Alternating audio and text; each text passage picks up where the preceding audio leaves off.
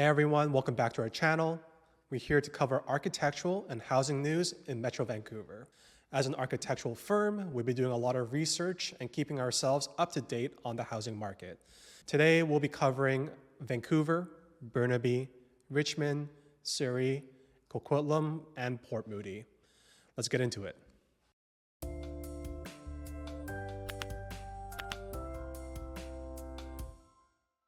Vancouver is taking a different approach by using city-owned land to build rental housing. It's a smart move, using land they already have to create more homes while generating revenue that could go back into public services or more affordable housing. But while new construction is picking up, Vancouver is also dealing with a major issue: demolitions. Every year, about 2,700 homes are torn down, sending massive amounts of materials straight to landfills. And instead of demolishing, some people are pushing for home relocation, physically moving homes rather than destroying them. If a house is still in good shape, why not move it? It reduces waste, saves materials, and still increases housing supply. Now, while Vancouver is rethinking on how to handle existing homes, Burnaby, on the other hand, is focused on making new builds more affordable. The city offers grants through its community benefit bonus affordable housing revenue, giving rental projects up to $20,000 per unit. But it's not a blank check. The grants cover up to 10% of the cost, meaning developers still need other funding. It is a step in the right direction, but affordability remains a challenge.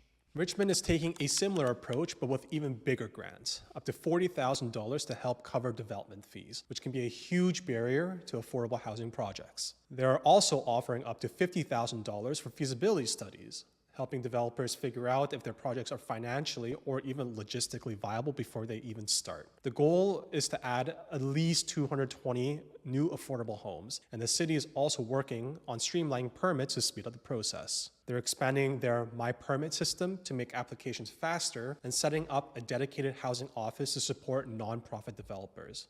Speeding up development is a big theme across the region, and nowhere is that clearer than in Surrey. The city is growing fast, but housing supply is not keeping up. To address this, Surrey secured a $95 million housing accelerator fund from the CMHC, with a goal of boosting housing supply by nearly 28% by 2026. And so far, they're ahead of schedule, hitting almost half of their 3-year target by the late 2024.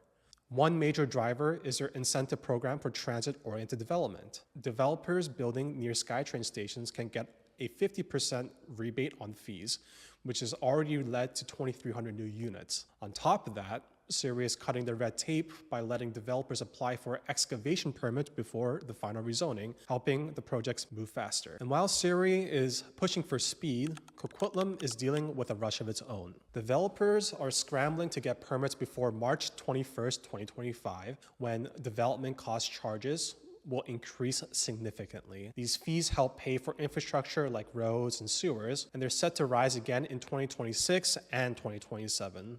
With millions in extra costs on the line, developers are racing to lock in permits before the hikes take effect. Meanwhile, over in Port Moody, the focus is less on new construction and more on rethinking how to use existing spaces. Instead of focusing on new housing, the city is looking at how to better use existing spaces, including converting part of City Hall into a daycare. It might seem unexpected, but with only 20.9 daycare spots for every 100 kids, there's a huge shortage. Mayor Megan Latti sees this as a way to support working parents, especially moms, while also making Port Moody a more attractive place to work. At the end of the day, all these cities are trying to solve the same problem, making housing and living in general more accessible. Some are more focused on new builds, while others are more focused on affordability. And then some are cutting the red tape to speed things up.